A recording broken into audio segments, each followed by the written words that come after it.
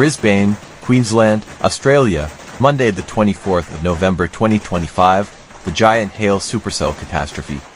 On this hot and humid afternoon, the skies over southeast Queensland transformed with alarming speed, turning what began as an ordinary late spring day into one of the most destructive weather events the region had witnessed in decades.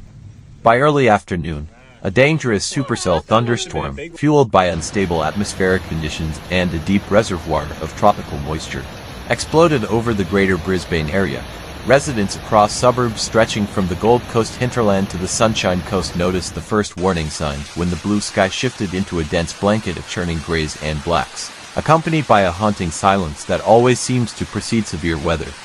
Forecasters had issued storm alerts earlier in the day, but few could have anticipated that the system would intensify into a catastrophic event capable of producing hailstones measuring between 15 and 20 centimeters in diameter. Ice stones so large they surpassed the size of softballs and rivaled grapefruits or small melons in their destructive potential.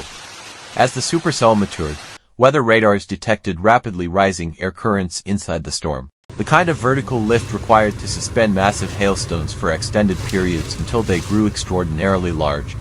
By 2:45 p.m. the first reports of giant hail began circulating from suburbs such as Ferny Hills, Alexandra Hills, Logan, and Moreton Bay.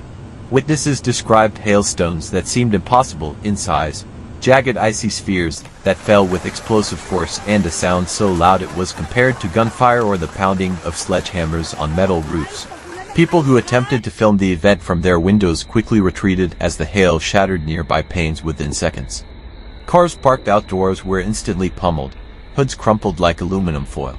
Windshields disintegrated into spiderweb patterns before collapsing inward, and rooftop solar panels cracked under the barrage of falling ice. The first major wave of hail lasted only minutes, but the damage it inflicted was equivalent to hours of relentless destruction. Roofs across the region were punctured, tiles smashed with holes large enough for daylight to shine through once the storm passed. In some homes the hailstones tore directly through plaster ceilings after breaking the roof surface, sending fragments of insulation and debris tumbling into living rooms, kitchens, and bedrooms.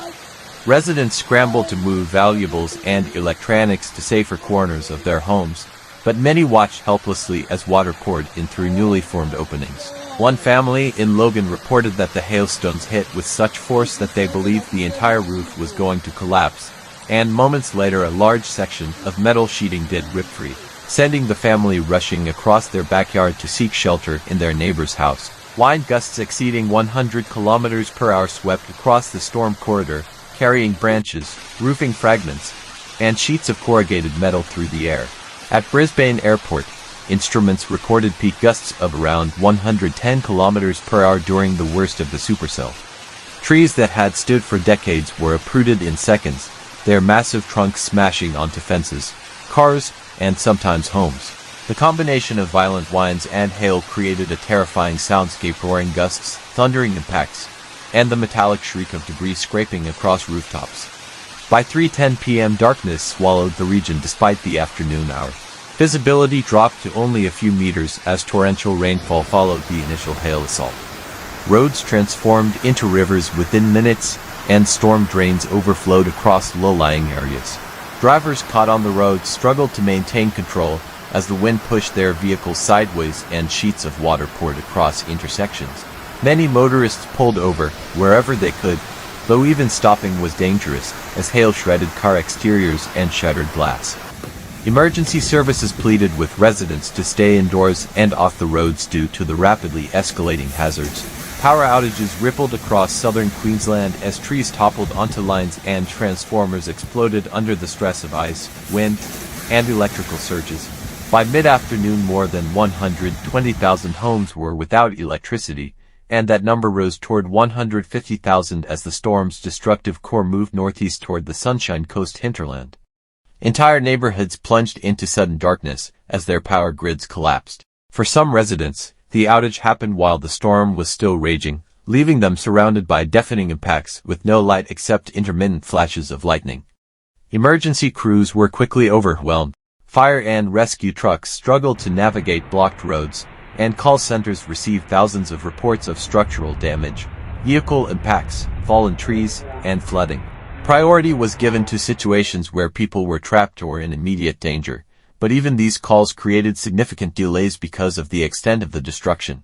In several suburbs, rescuers had to clear branches and tree trunks by hand just to reach certain neighborhoods. Hailstones measuring between 15 and 20 centimeters, the largest confirmed during the event, came from the storm's most intense core, where updrafts were strong enough to keep ice suspended in a continuous cycle of freezing and layering.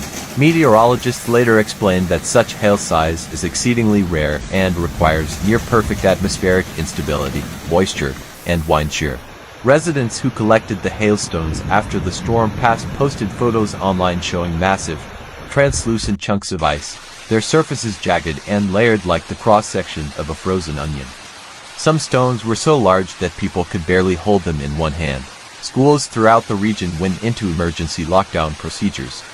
As the storm coincided with afternoon pickup time, hundreds of students were kept inside classrooms and halls while teachers worked to reassure them as hail crashed against roofs. Some campuses sustained damage to windows, skylights, and outdoor structures. Parents stuck in traffic or trapped behind blocked intersections anxiously awaited updates from school staff, but communication was difficult due to the widespread power and network interruptions. In industrial zones and commercial areas, warehouses with older roofing systems suffered severe structural compromise.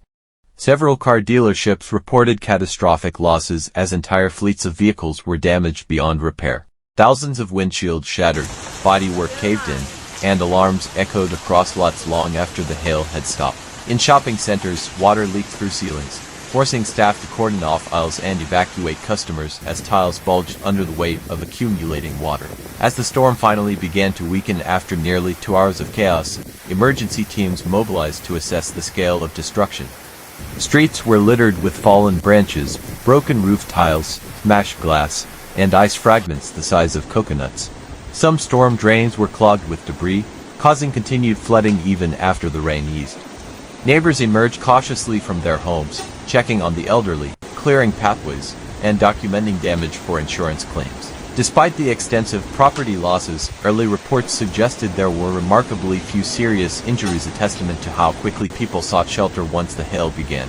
In rural and semi-rural areas on the outskirts of Brisbane, the storm wrought additional damage to farms and crops. Hail flattened fields of produce, shredded greenhouse coverings, and injured livestock caught outdoors. Farmers estimated that some crops suffered nearly total loss in the span of minutes, jeopardizing months of work and creating new financial burdens. Several barns and sheds had their roofs torn off or perforated, leaving equipment exposed to the elements. The cleanup effort stretched well into the night and continued for several days. Power companies deployed additional crews to restore electricity, though some areas remained without power for more than 24 hours due to extensive line damage. Insurance providers quickly recognized the magnitude of the event, preparing for tens of thousands of claims ranging from smashed windows and dented roofs to total vehicle write-offs and structural failures. The cost of the disaster was expected to reach hundreds of millions of dollars, potentially entering record-setting territory for a hailstorm in Australia. Meteorologists continued to monitor atmospheric patterns following the event, warning that the conditions responsible for the supercell had not fully dissipated. A combination of lingering heat, high humidity, and strong upper-level winds created the possibility of additional storms in the days ahead. Some regions were placed under renewed severe weather alerts as the atmosphere showed signs of re-energizing. Residents, still shaken by the intensity of the hail, shared their experiences online. One homeowner from Brisbane's northern suburbs described the hail as frozen missiles that felt as though they were trying to punch through the entire house. Another resident in Logan recounted that the storm began without rain, just a sudden eruption of giant hailstones smashing down with terrifying speed. Streets and community groups filled with images of destroyed cars, shattered tiles, broken skylights, and hailstones so large that people posed next to them for scale. As authorities reflected on the disaster, discussions centered on how to better prepare for such extreme weather events. Climate scientists noted that the frequency of severe storms, particularly those capable of producing giant hail, had increased in recent years. While it was impossible to attribute a single event to climate change, researchers emphasized that warming atmospheric conditions can enhance storm intensity and increase the likelihood of conditions that produce oversized hail. Across southeast Queensland, the recovery process continued as residents began repairing roofs, replacing damaged windows, clearing fallen trees, and scheduling vehicle inspections. For many families, the storm had caused immediate displacement, forcing them to stay with relatives or in temporary accommodations until their homes could be made safe again. The sound of chainsaws, hammers, and repair crews echoed through neighborhoods for days, a reminder of how quickly nature had unleashed its destructive power. Despite the extensive damage, stories of resilience and community spirit emerged. Neighbors who had never spoken before worked together to clear debris from shared driveways. Volunteers from surrounding regions arrived with chainsaws, tarps, and tools to help secure damaged roofs.